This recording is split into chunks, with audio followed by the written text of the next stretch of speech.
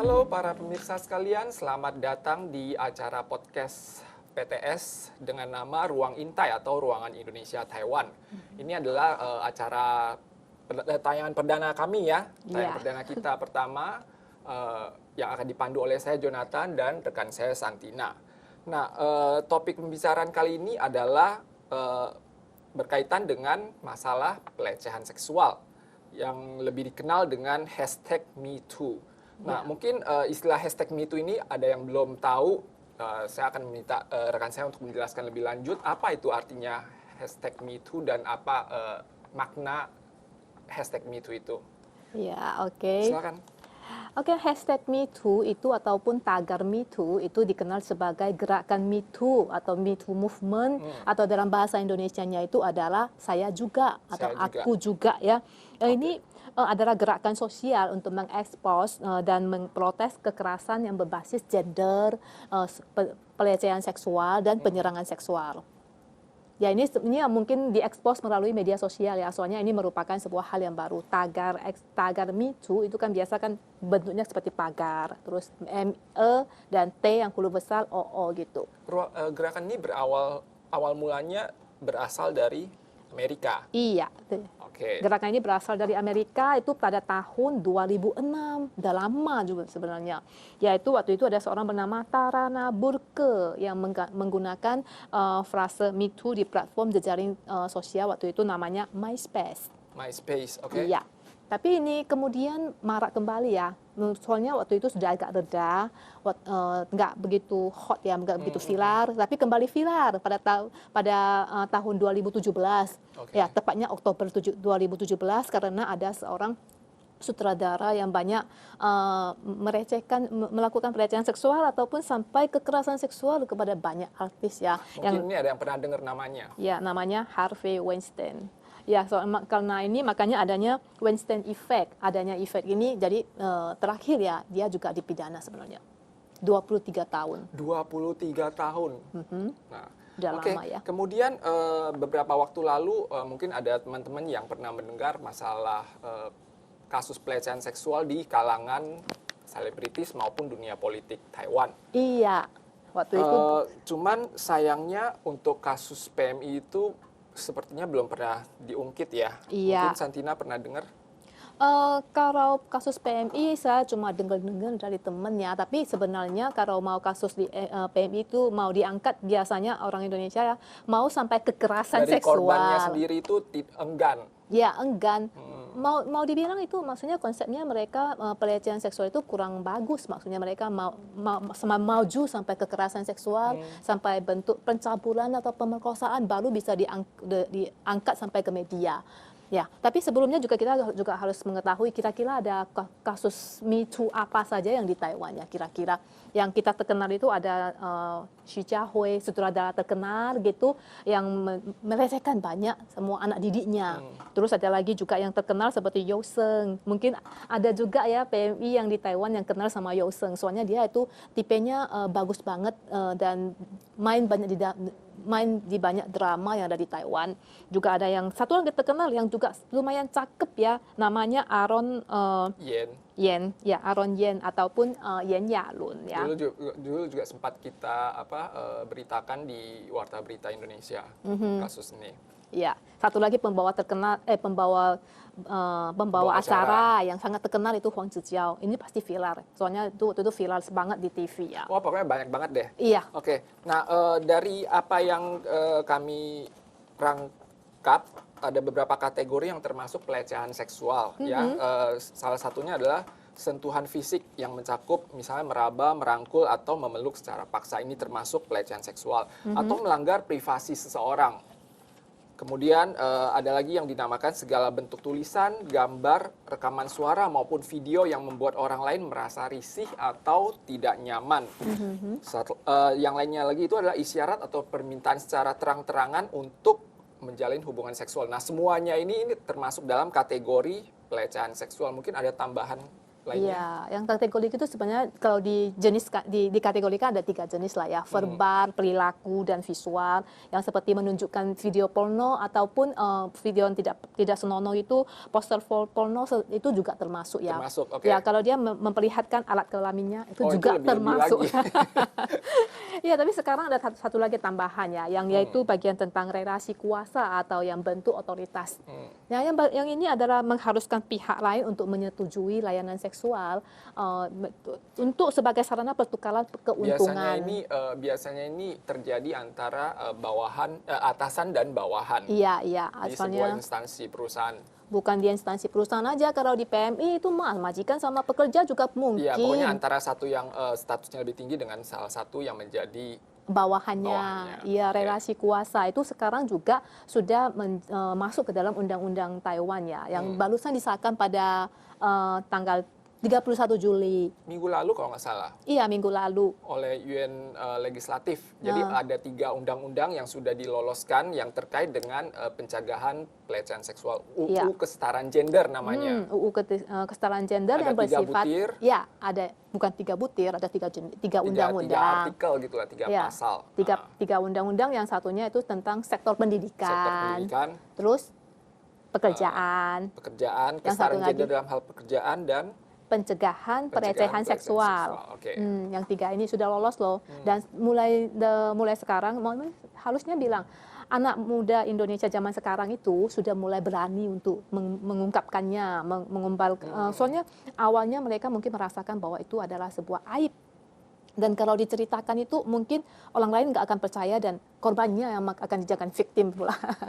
Korbannya malah dipersalahkan, kenapa buka-bukaan. Mungkin dipertanyakan gitu loh. Iya. Apakah dia berlebih-lebihan atau untuk mencari sensasi. Iya. Kan? Nah, tapi untungnya dari Indonesia ini sudah pada April 2022 sudah meloloskan juga namanya apa itu namanya?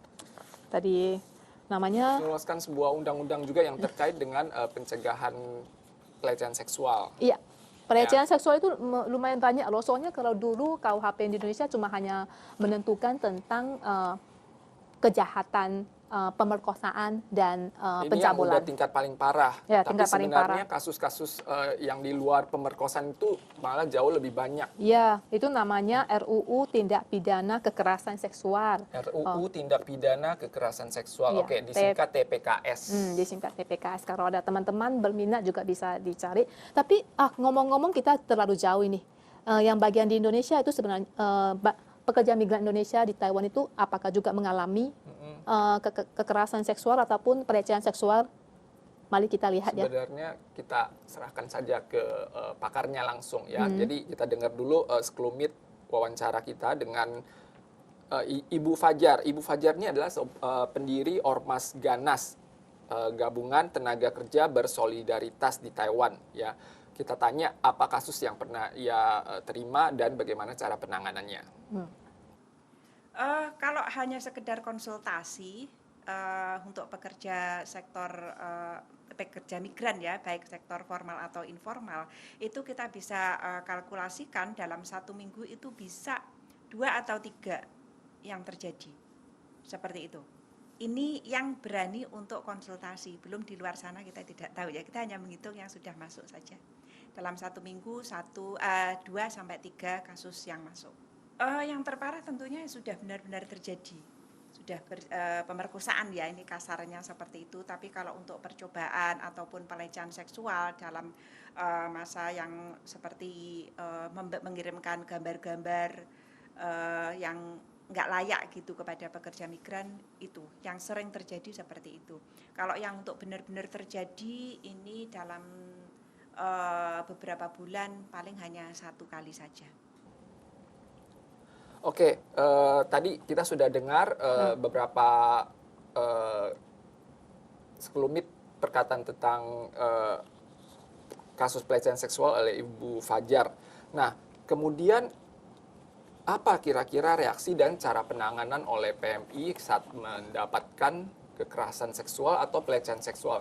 Kalau dari saya pribadi sebenarnya, setahu saya sebagian besar para korban itu at least enggan atau merasa apa ya, malu atau tidak berani mengungkapkan ya karena masalah ini dianggap sebagai masalah aib, ya kan? Jadi mereka nggak berani melapor, mereka juga nggak berani ngomong, dan yang paling penting itu adalah mereka berikutnya itu mereka nggak berani menolak dan nggak berani bilang tidak boleh kepada si pelaku. Iya. Nah, ini yang apa kendala yang paling sulit yang dihadapi oleh mereka. Soalnya biasanya mereka korban akan dipertanyakan, kenapa tidak melawan?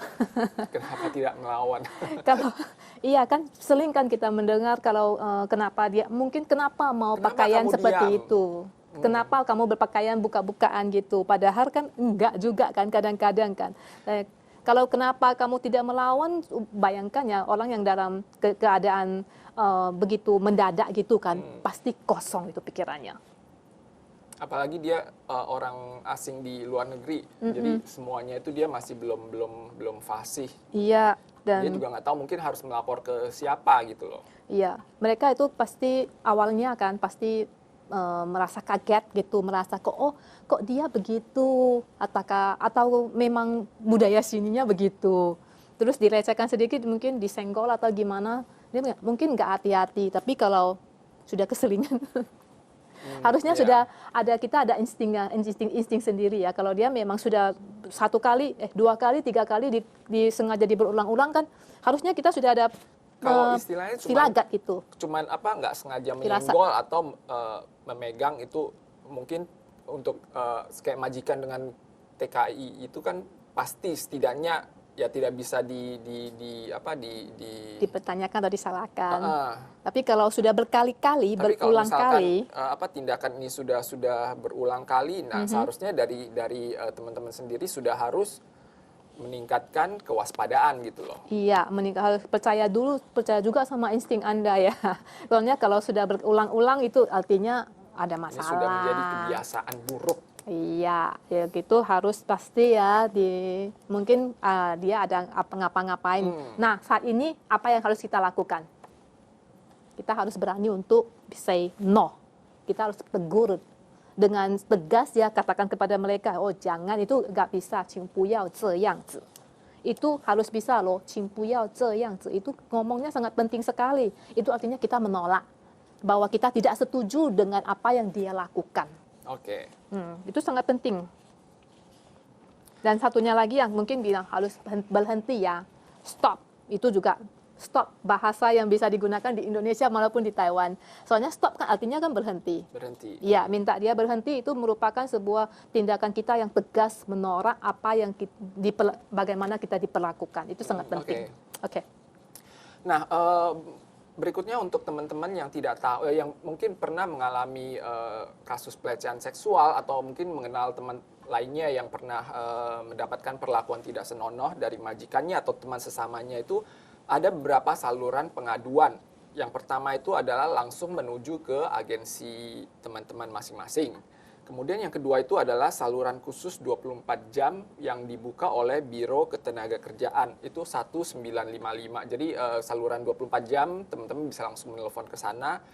Ada layanan dalam bahasa Indonesia.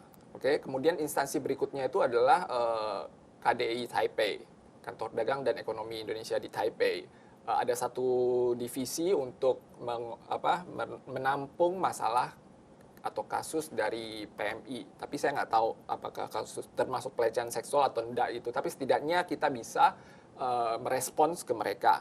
Kemudian yang terakhir itu adalah saluran 10110 itu langsung kepada polisi. Iya, langsung ke polisi itu juga bisa. Tapi kalau memang ada kendala bahasa, boleh juga ke saluran khusus 113. 113. Iya, 113 itu adalah perlindungan anak dan wanita yang tersedia dalam berbagai bahasa termasuk Indonesia loh. Ada bahasa Vietnam, Inggris, Kamboja, dan satunya lagi kurang tahu ya, tapi yang pasti bahasa Indonesia ada. Jadi 3 nomor telepon ini harap diingat, 1955, kemudian 110 dan 113 ya tadi ya. Iya. Oke, 113. Terus bagaimana ya kira-kira hasil daripada pengaduan PMI yang cara penanganan yang kasus ini. ada? Iya, kita juga dengar dari Ibu Fajar, dia akan membagikan. Yang terjadi, pertama mereka akan minta bantuan kepada agensi, itu yang pertama.